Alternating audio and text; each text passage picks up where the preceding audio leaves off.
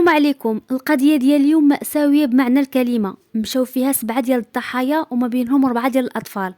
هاد القضيه وقعت في الجزائر وبالضبط في واحد المنطقه سميتها سيدي بن العباس. بلا ما نطول عليكم ويلا ندخلوا مباشره في سرد الاحداث. مع 6 ديال العشيه واحد في الجيران كيتصل بالشرطه وكيبلغهم بان كاينه واحد الريحه قبيحه في العماره وجايه من الطابق الرابع، والناس اللي ساكنين في هذا البرطمان هادي شي يومين او 3 ايام ما شفناهمش.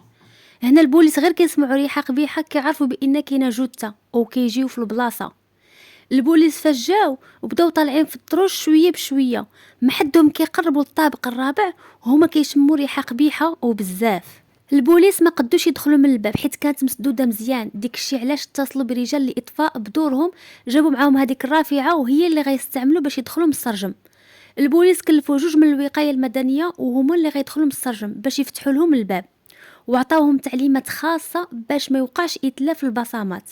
فاش كيدخلوا من السرجم واحد من هذوك الوقايه المدنيه كيشوف واحد المنظر كيخوف وبدا كيغوت وكيقول لهم كارثه كارثه، جثث مفرقه وغارقين في دمياتهم.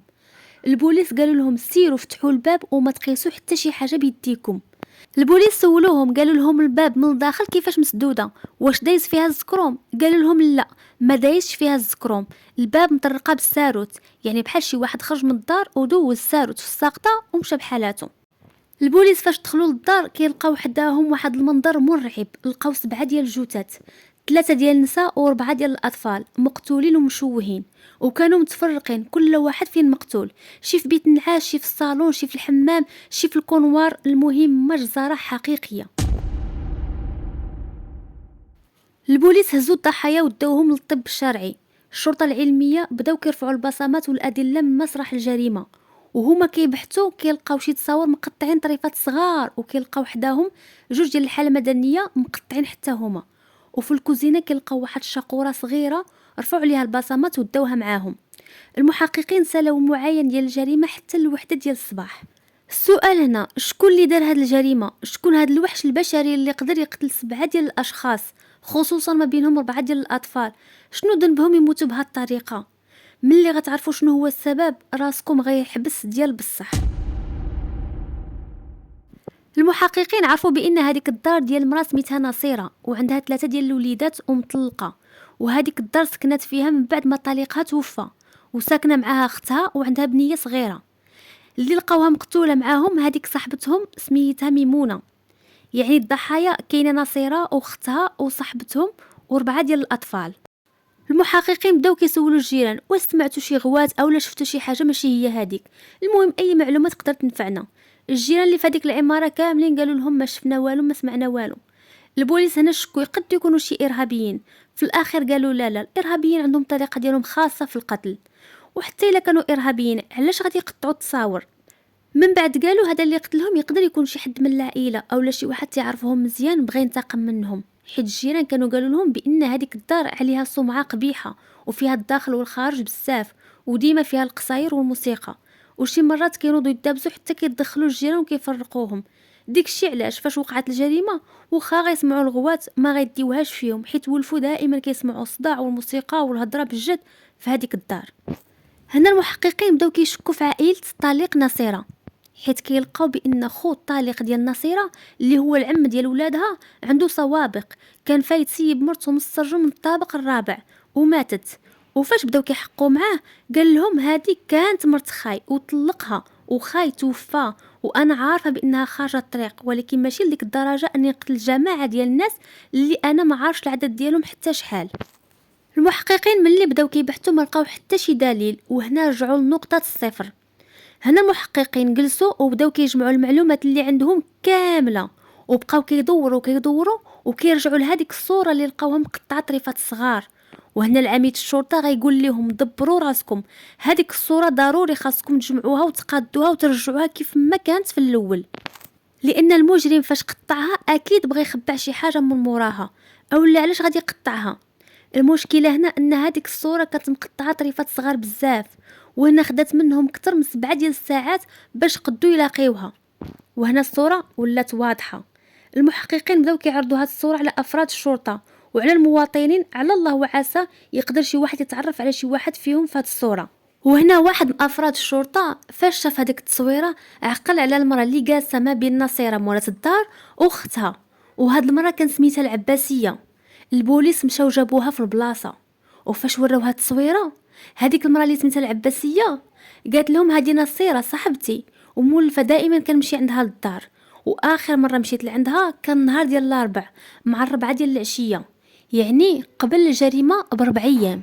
العباسيه قالت لهم انا مشيت عند نصيره نهار ديال الاربع باش نتفرجوا في كاسيت ديال الفيديو اللي كان جابوا لها صاحبها محمد. قالوا لها البوليس صبر صبر صبر، شكون هو هذا محمد؟ قالت لهم محمد كانت عنده علاقه مع نصيره، وبداو كيسولوها على التفاصيل. قالت لهم انا ما كنعرفوش مزيان، انا اللي عارفه عليه انه سميتو محمد وساكن في تاخمارت وفايته شايفه واحد المره عندها في الدار. هنا المحققين ما عندهم حتى شي معلومه على محمد من غير انه ساكن في تاخمارت. هاد الشيء علاش غيمشيو لهاد المنطقه اللي جات في العربيه وغيبداو يسولوا على اي راجل سميتو محمد. هي هاد المهمه كانت صعيبه عليهم، ولكن ما كان عندهم حتى شي حل واحد اخر، وبقاو كيسولوا وكيقلبوا حتى لقاو واحد الراجل قال لهم انا كنعرف واحد الولد سميتو محمد اللي هو ولد خالتي وكيمشي بزاف لسيدي بن العباس. وفاش داهم للدار ديالو ما لقاوهش. وهنا واحد من هذوك البوليس كتجي واحد الفكره ذكيه، مشى عند الام ديال محمد سيفل، ما كانش يعني لابس الحوايج ديال الشرطه، كان لابس الحوايج عاديين، وقال لها انا صاحب محمد. قال لها عافاك عطيني ديك الامانه اللي خلالك محمد.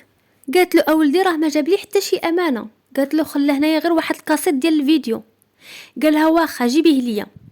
هاد الكاسيت هو نفسه اللي شافت العباسيه عند نصيره. وهنا البوليس تاكدوا بان هذا هو محمد اللي كيقلبوا عليه، يعني هو الخليل ديال نصيره. بداو كيقلبوا عليه حتى عرفوا فين ساكن، ومشاو عنده على غفله ودخلوا للدار وقلبوها كامله. وهما كيقلبوا كيلقاو الصباط ديالو فيه نقاطي ديال الدم، ولقاو واحد السطل فيه الموس وعامر بجافيل. فسولوا قالوا له هذا الموس كيدير في هذا السطل؟ قال لهم ما عرفتش، قال لهم انا غير حطيته تماك وصافي. هنا القضيه بدات كتوضح من بعد هاد الادله اللي لقاوها عند محمد، ولا المشتبه الوحيد في هاد القضيه. وفاش بداو كيحقوا معاه محمد انكر كل شيء، قال لهم انا ما كنعرفش شكون هي هاد نصيره، وانا ما كنمشيش لسيدي بن العباس. المحققين واجهوه بالادله اللي عندهم وقالوا له بان العباسيه كتعرفك مزيان، والكاسيت الفيديو اللي لقاوه عندك هو نفسه اللي تفرجوا فيه عند نصيره، وحتى الجيران كانوا دائما كيشوفوك داخل العماره. وبداو كيعطيوه في الادله بزاف. ملي سمع هادشي كامل في الاخر بدا كيعترف ليهم بكل شيء. المحققين قالوا له عطينا شي حاجه كتاكد بانك انت هو مول الفعله، مثلا عطينا السارود ديال الدار. قال لهم انا رميته في واحد البلاصه في الغابه. وفعلا مشاو معاه وراهم البلاصه فين سيب هذوك السوارت، ولقاو هذوك السوارت مكمسين في واحد الشريويطه بيضه وفيها بقع ديال الدم. وهنا فاش تاكدوا بانه هو المجرم، ايوا قالوا له دابا غتعاود لينا القصه من الاول كيفاش تعرفتي على نصيره. قال لهم انا كنت معروض في واحد العرس، ونصيره كانت كتغني في هذاك العرس، يعني نصيره هذه الخدمه ديالها كانت كتغني في العراس.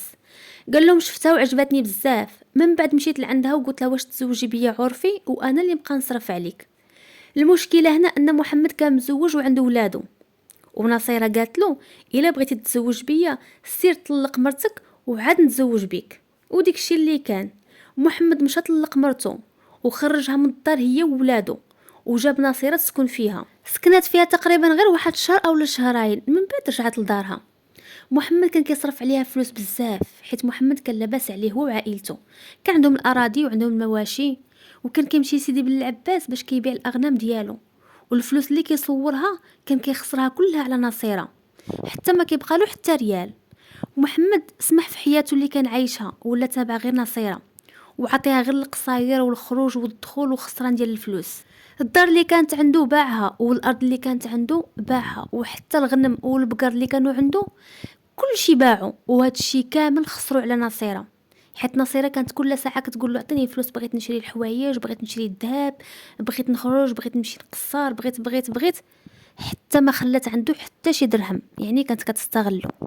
المهم كانت كل مره كدير له السب على شي حاجه باش كتاخذ من عنده الفلوس. الاب ديال محمد دابز معاه وقال له فين كتخسر هاد الفلوس كاملين؟ فين هي الفلوس ديال السلعه؟ بعتي كل شيء، ما بقى عندنا حتى شي حاجه. محمد قال له انا كبير وعارف راسي شنو كندير.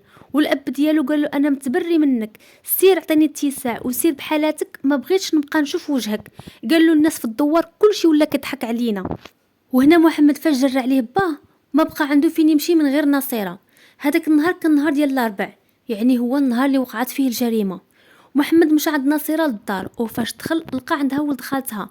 هاد ولد خالتها كانت عنده علاقه مع الاخت ديال نصيرة اللي كانت ساكنه معاها في الدار. محمد كان هو وياه صحاب، حيت مولفين دائما كيقصروا مع بعضياتهم في الدار ديال النصيرة، وتفاهموا هو وياه باش يديروا شي قصاره في هذيك الليله، ومشاو تسخروا وجابوا الشراب وجابوا المخدرات. وبالصدفه في هذيك الليله كتجي صاحبه نصيرة اللي كان سميتها ميمونه، قالت لها انا دابست مع مرتبه وجيت باش نبات معاك هاد الليله. شوفوا على زهر عندها مسكينه. المهم بداو السهره ديالهم، بداو كيشربوا الموسيقى، راكم عارفين كملوا من دماغكم. محمد لاحظ بان نصيرة ميكه عليه وما مسوقاش ليه. محمد قال لها مالكي تبدلتي معايا، مالكي ما كتهضريش معايا وما تديهاش فيا. قالت له نصيرة انا عاديه وما كاين والو. قالت له صافي كمل السهره ديالك وخليني عليك. ولد خالت نصيرة اللي كان سهران معاهم قال لهم انا غنمشي بحالاتي، حيت ما يقدرش يبقى معاهم حيت كان مزوج. قال لهم انا غادي نمشي بحالاتي وانتم كملوا السهره ديالكم. محمد بقى كيحاول يتقرب من نصيرة ولكن هي كتهرب منه. نصيرة بقات مقصره غير مع اختها وصاحبتهم ميمونه اللي كان جات لعندهم، بقاو مجمعين غير مع بعضياتهم وكيضحكوا وناشطين، ومحمد ما كانوش داينها فيه وما كانوش حاسبينها اصلا واش كاين ولا ما كاينش. هنا محمد طلع عليه الدم ديال بصح، وبقى كيغوت عليها وقال لها صافي ما بقيتيش كتديها فيا حيت ما بقاوش عندي فلوس، ما بقيت كنسوى والو. وهي تقول له صافي سكتنا بركه من الغوات، الدراري راهما ناعسين. هنا اخت نصيرة وصاحبتهم ناضوا مشاو للبيت ينعسوا، وبقات نصيرة هي ومحمد في الصالون. محمد بغى عاوتاني يتقرب من نصيرة ولكن نصيرة سمحات فيه ومشات للبيت النعاس، نعسات مع ولدها. هنا محمد ناض ومشى للكوزينه وبقى كيشرب وكيفكر وكيشوف راسو خسر فلوسو كاملين، وخسر مرته وولادو وخسر حتى عائلته، ما بقى عنده حتى شي واحد، وحتى نصيرة ما بقاتش باغياه. وهنا مع الشراب والمخدرات والافكار اللي كيدوروا له في دماغه ما بقى كتبان له غير واحد الشاقوره منزله فوق الثلاجه. وهنا الشيطان بدا كيلعب له بدماغه، هز هذيك الشاقوره ومشى نيشان لبيت النعاس فين نعسه نصيرة، وقف عند راسها وبقى كيشوف فيها. من بعد بدا كيقتلها بدون رحمه هي وولدها. شويه ولدها اللي كان عنده 12 عام حس بشي حاجه وفاق، وجا لبيت النعاس فين نعسه مو خوه، وفجاه لقاهم مقتولين. ومحمد يلا بغى يقتلو، هو يقول له عمو انا ما درت حتى شي حاجه، عافاك ما تقتلنيش. ولكن للاسف ما عقلش عليه حتى هو قتلو بدون رحمه. من بعد بدا كيدور عليهم واحد بواحد وكيقتلهم. صاحبتهم اللي كانت سميتها ميمونه سمعت شي صداع وفاقت، وفاش شافتو قاس كيقتل فيهم مشات جابت واحد الموس وبغات طعنو، ولكن غلبها وقدر انه يقتلها.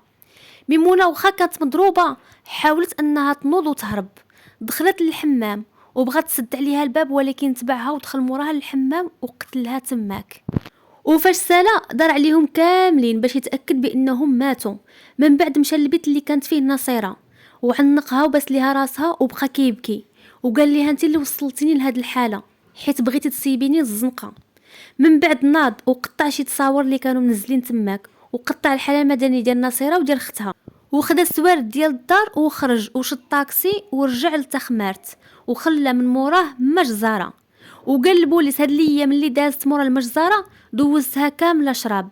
قال لهم فيما كان صحى من الشراب كان بقى نتفكر داكشي اللي درت، وكان سمع الغوات ديال الدراري الصغار. البوليس قالوا له علاش ما سلمتيش راسك؟ قال لهم انا اصلا كنت كنفكر ننتحر حتى جيت نتوما لعندي. البوليس سولوه وقالوا له انت عندك الحساب مع نصيرة، علاش قتلتي الدراري الصغار؟ قال لهم انا في هذيك اللحظه مع الشراب والمخدرات ما كنتش عارف راسي شنو كندير، وما كنتش كنفرق ما بين كبير وصغير، اللي جا قدامي كنت كنقتلو. محمد حكموا عليه بالاعدام. اما يحيى ولد خالت نصيرة فاش حقوا معاه لقاو بزاف ديال الادله كتبين بانه كان على علم بالجريمه، وتحكم عليه عدم ابلاغ عن جريمه وتوزيع المخدرات. دوز الحبس ديالو من بعد خرج.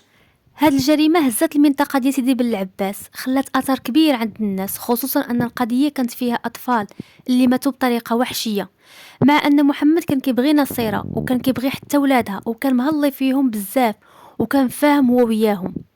ولكن بسبب الغضب والشراب والمخدرات محمد ارتكب ابشع جريمه. كما كنقول لكم دائما، طريق الحرام دائما كتكون النهايه ديالها مأساويه. القضيه ديال اليوم هنا سالات، كنتمنى تخليو لي الراي ديالكم في هذه القضيه. ودابا غنقول لكم تهلاو في راسكم، ونتلاقاو ان شاء الله في قضيه جديده.